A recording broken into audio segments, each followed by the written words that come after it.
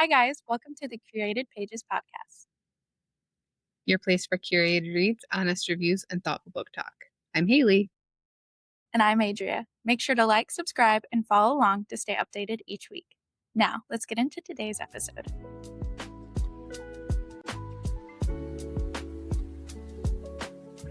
Let's get straight into our current reads. Haley, what are you reading?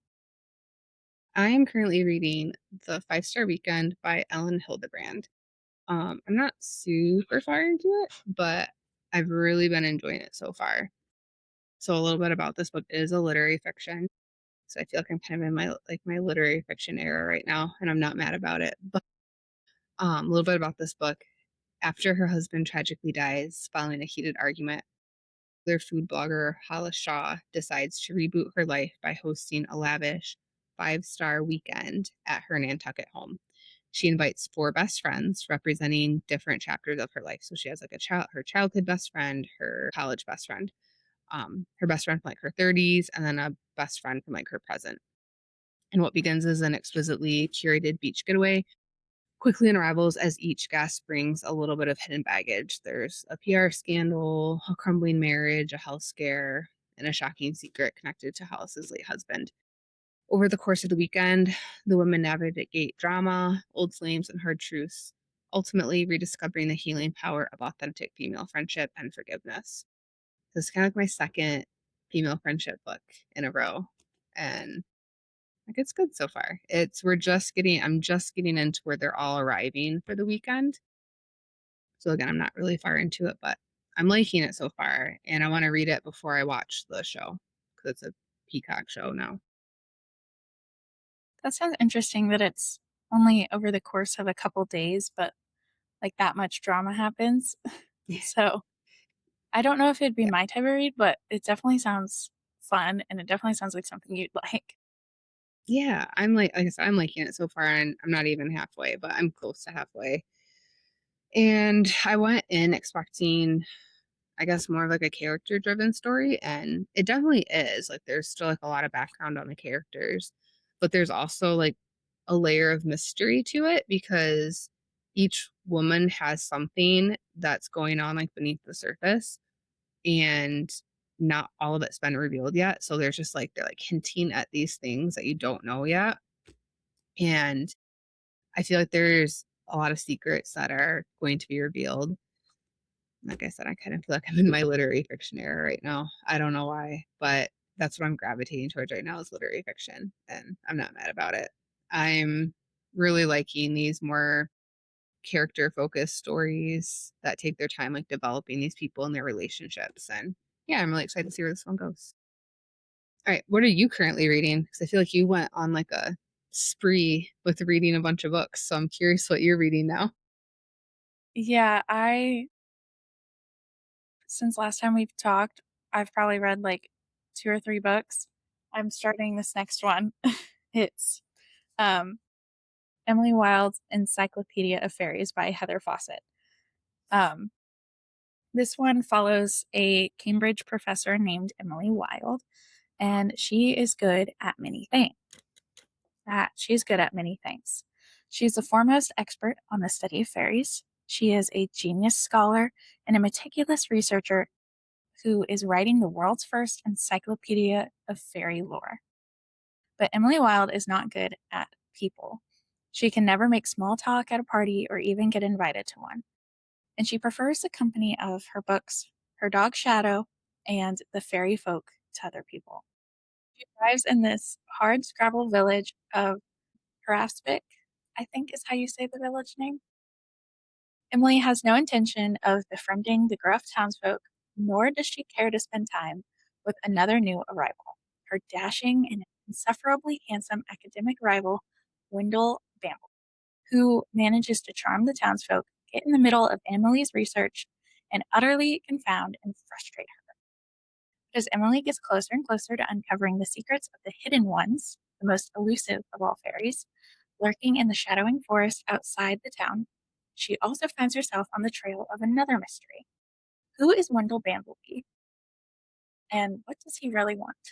To find the answer, she'll have to unlock the greatest mystery of all. So this story, it's like you're literally learning about all these fairies, but also following a professor who is kind of teaching us, and it's written in this journal format. Like all of this is just her journal instead of like a narrator telling you a story. It's her telling you the story through what she's seen. That's really interesting. I like that. I was say not theme, but I like that idea of like the journal entries. That's really cool.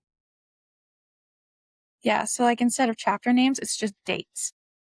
Like here, the first chapter is literally just the date and the location. If you can see I that. like that though. That's such a different way to like write. I don't really think I've seen that before. So that's really cool. Yeah, it's really fun. I'm liking it so far. I'm about a third of the way through, and yeah, I'm enjoying it. The fairies and the creatures that we've encountered so far, we've already encountered like two, and it's only a third of the way. They've been really cool and interesting. Emily Wilde is a super fun character, even though like she's not personable. She's still just very interesting to follow. Um, I love the technical writing style in it, which some people probably wouldn't like because it is almost like a textbook. Like she Okay. writes like she's writing a textbook. Okay. um, but it's still a narrative story. So it's weird.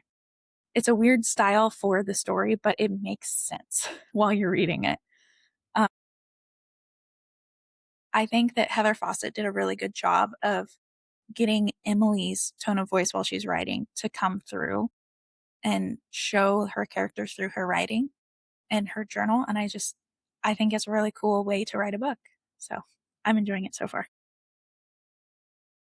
That sounds like I like the style of writing. I think that's really cool how she's doing the journal entry. And then, yeah, kind of like learning about different fairies. I'm not a fantasy person, so like I guess I Yeah. didn't realize there was like a bunch of different types of fairies. That's I cool. mean, they're all made up for her thing because I Yeah, haven't heard of some them, of these. but I think it's very creative. Okay, on to our review section. This week we are talking about our favorite standalone books. So, Haley, what did you bring? I brought The Wife Between Us by Greer Hendricks. So I read this book about 5 years ago and I loved it. It was so good. A little bit about it is Nellie is a sweet young preschool teacher in New York, head over heels preparing to marry her dream man, Richard, a wealthy, protective, and charismatic hedge fund manager. Meanwhile, Vanessa, Richard's struggling, heartbroken ex wife, appears hopelessly obsessed with him and determined to stop his upcoming wedding at all costs. On the surface, it looks like the classic setup of a jealous ex targeting a naive new bride. But behind the glitz and glamour, secrets are brewing, and absolutely nothing and no one is as they seem. It's a dark, slow burn psychological game where you're forced to question who is actually the victim, who is the villain, and just how far someone will go to rewrite the past. Wow. Yeah, That this book, it's so good. I've been trying to get it as like a book club read because I want to reread it so bad. This was easily a 5-star read for me. Like I said, I think it was like about 5 years ago, and it's one of the thrillers I think about because of the twist that's in it. My jaw was genuinely on the floor with the twist in this, and I remember immediately wanting to like just go back and reread it. It's so good. It's so good. I feel like this book is best to go into it like not knowing very much about it because I feel like the surprise on this is what makes it fun. It's like I did not see it coming. I was so shocked when I was like, "Oh my." Like it was I love it. I love twists like that. So this did it like perfectly because it was just kind of like a mind like I'll say like it was like a mind F. Like what? Like you're thinking one way and then it just flips the script. I would definitely recommend giving this one a try if you love psychological thrillers and ones that keep you guessing everything. Even after all these years, this is a book that I really, really want to reread just to experience going through it with a different perspective. Like now that I know how it all comes together, I think it'd be fun to reread it and see like what I missed along the way.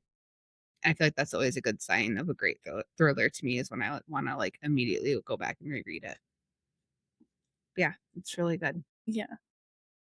I agree. When there's been a couple thrillers that I've read, and with my husband's wife, I really like that. And I immediately was like, I need to reread this right now to figure out what I missed. This is a good one.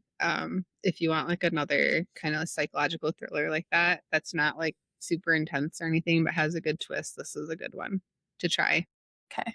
I might put that on my TBR then, because that all just sounds really interesting. And I know I liked My Husband's Wife, and it seems to give a kind of similar vibe. So It is that, kind of. that might be a thriller for me. So yeah, I would reread it with you. We could buddy read it because I would absolutely reread that book. Yeah. That and The Fourth Monkey. Yes, because We I need to really want read to this. reread that trilogy so bad. That's on my list this year. I want to reread those this year. All right, what is your favorite standalone book? For me, this one was a recent read. Well, somewhat recent. It was like April. It's The Poet Empress by Shen. I think I talked about this book in like the first episode or something. One of the first ones, because it was You really back like when this I book. was reading it. Yeah. Um, okay. So this one, I just copied the synopsis because I don't think I could do it justice trying to summarize it. But Mm-hmm. it says, in the waning years of the Azalea dynasty, the emperor is dying.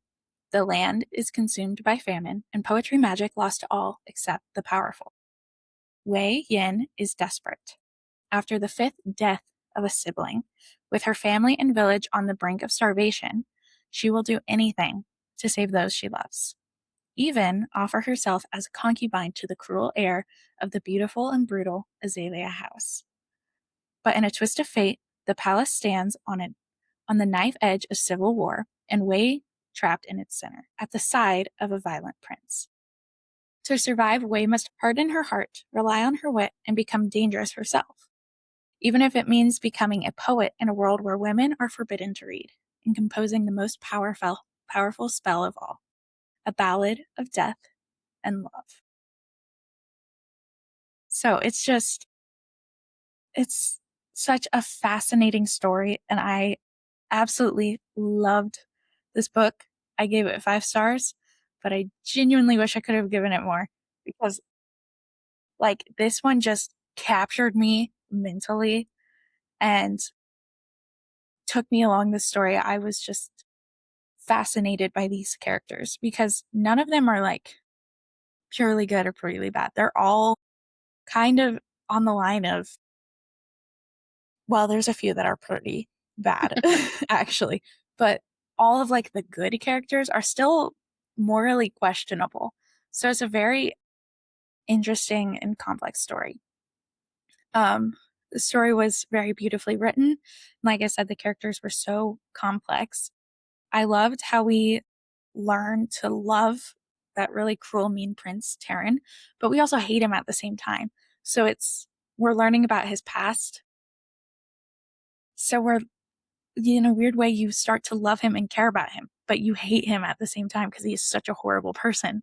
It's such a weird dynamic. The fact that that feeling happens just to me shows how great of a writer Shintao is. Like, she did such a great job with this book, and this is her debut, and it's like absolutely amazing. Um, I had no idea what Wei was going to do in the story until it happened. I was like on the edge of my seat the entire time, especially at the ending. I also love the way that the story ended and what became of Wei. Like after the climax happened, after everything went down, we find out what becomes of her, and I just loved it.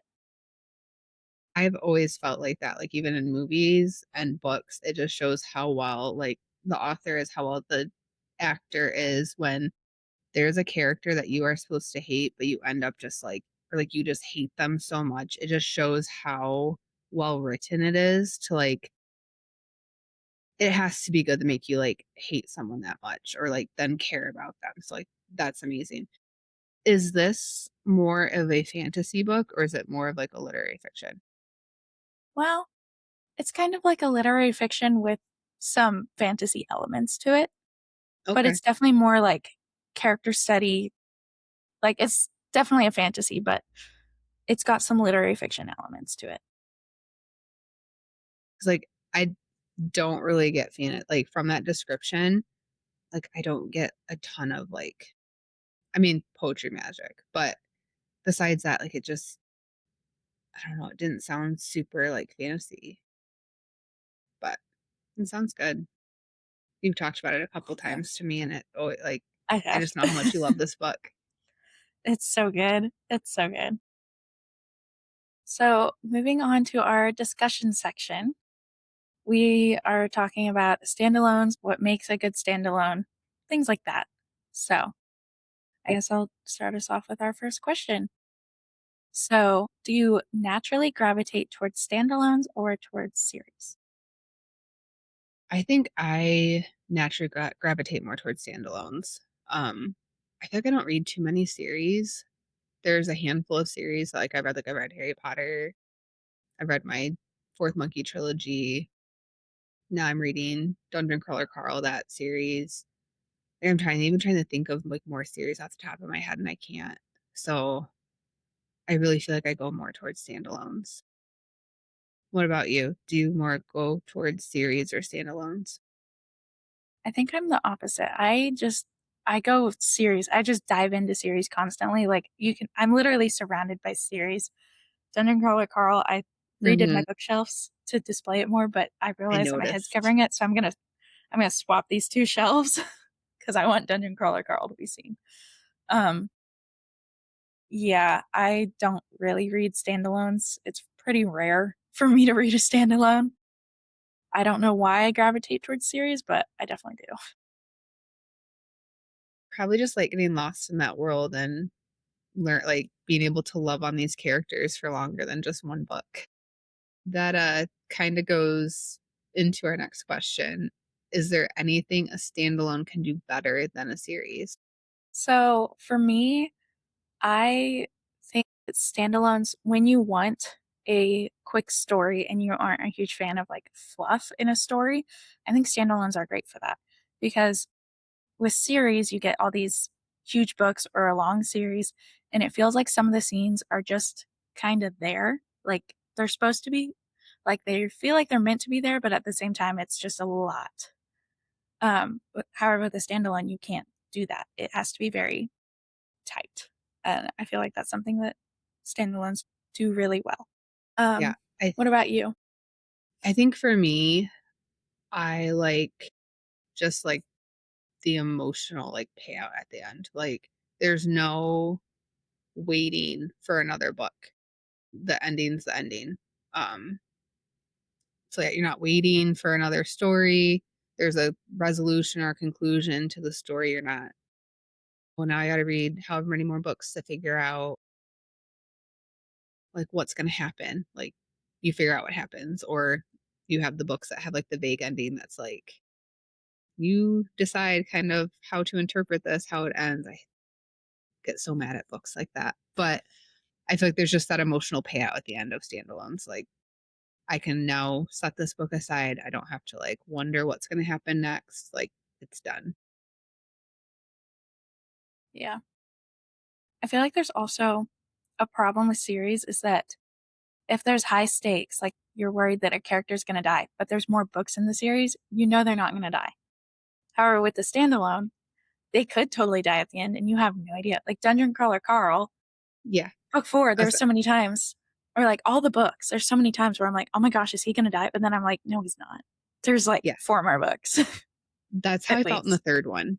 Like towards the end of the third Mhm. one with that one part, I was like, I know he survives, but you're still like, how is he gonna like survive this? But I'm like, I know he survives because there's gonna be however many there's nine total books. I mean, nine books, but then there's gonna be actually 10 because nine's in two parts. But like you know he survives. You know he at least gets to book 9. Like, so Yeah. yeah, same thing. You No one is like safe in a standalone, but in a series you kind of can. Well, this is a main character. There's no way they're gonna die until if they're gonna die, it's gonna be at the very last book. So, third question. Have you ever not started a series because it felt like too much of a commitment? Kind of feeling that way right now with Dungeon Crawler Carl. I wanted to dive like head into like just binge it, but then when I found out there's still 2 books technically that need to still be written and released, I like pumped the brakes on it, and now I feel like I almost like put myself in a reading slump from it because I having a really hard time getting into the 4th book, which is why I started this 5-star weekend instead. I just don't think I'm in the right mindset, but I think too, like it's intimidating. It's gonna be a total of 10 books. They're not little books. They're getting bigger and bigger. I just think sometimes it's intimidating too with the size of the books or the size of the series. It can be intimidating or like you said, too much of a commitment. So I feel like yes and no. I feel like it depends how many books are in the series. I don't usually like books that have like more than 7 or 8 books, and the series is gonna have more than that. Um, yeah, I don't know. Times like, yeah, I don't know. That was kind of a roundabout way of saying something, but what about you? Do you ever not start a series because it's too much of a commitment? Not usually. I have, I mean, I read only pretty much only read series for the most part. I have had times where I didn't want to start and commit to a series, not because it was a series or too long, but because, um, like, let's say it's a romantasy or something that I don't want to read. Like, I'm interested in it, but I don't want to read that much of it. So I don't want to commit to it. So usually, no. Usually, I'm not scared to start like a long series, but sometimes I just don't want to bother if it's not my thing. All right. So for our 4th question, what do you think the perfect length for a standalone is? So I feel like it depends. It depends on what genre it is. Like if it's a romance book, I feel like max of like 350 pages. Anything of other than that is kind of absurd. um, Fantasy, it could be really however long it needs. Like usually 300 plus pages, not not in like the 1,000 page territory like Stormlight Archive, but that's also a series. Um, so I don't know, like 500 pages. It just depends on the genre. So yeah, that's kind of a wishy-washy answer, but it depends. I think I would say like 300 pages. Bigger books, I feel like intimidate me. It's like longer books. So I don't want them to be short and sweet. I want that like happy medium. I don't want a really long book, but I don't want like a teeny tiny short book either. So there needs to be substance to it. You need like that character development, but I also don't need like unnecessary backstory and stuff like that. So like 300 pages is nice, like happy medium. Like how many pages? Like this is like a nice little size book, and this is 350. This is 371. It's almost 400 pages. So yeah, I'd say like 300. I think is a Yeah, good I feel size like for that's me. normal length too for a book. Yeah. Like until you get into the crazy big territory and then it's ridiculous. Like your Brandon Sanderson books just Yeah, and it's a you lot. turn it sideways and I'm like, wow. Even the smaller books, they look smaller, but they're still like 600 pages. I And know they're huge. it's insane. It's genuinely insane. So, for our last question, can a standalone leave unanswered questions and still be satisfying? books that do this make me so mad because I want an ending. I want to know what happens. I said, even with some of like my favorite movies and stuff from even like the 80s and 90s, I'm like, I don't even want a sequel. I just want to know like what happens to them. Like, do they stay together? Like Dirty Dancing. What happens with Johnny and Baby? What happens? I just want to know. I don't, like I said, I don't need a whole nother a sequel. I just want to know what happens then. Do they end up together? What happens? So I think if a standalone leaves unanswered questions, I think it'd make me really mad. And I don't like things left up to my imagination. I want to be told how things end. Like, I just want to know how it ends. So I don't, it could still be a very good book, but the ending could like make me mad. I think there can be some unanswered questions, not a whole lot. It can't be like a main plot line, like Dirty Dancing, kind of like their relationship is a main plot line. So leaving it unanswered is ridiculous. But if it's just like a random side plot that wasn't super impactful to the story, sure, it could be unanswered because it's not that big of a deal, you know? But you can't leave main things like that unanswered because then it's just like you it's like stays in your head and you're just like, I want to know. I don't want it, like you said, I don't want a sequel, but I want to know. All right, that is all we have for today. So thank you so much for listening to episode 10 of the Curated Pages podcast. Don't forget to like, subscribe, and ring that bell. It really helps support the channel. Until next time. Stay lost in the pages. Bye. Bye.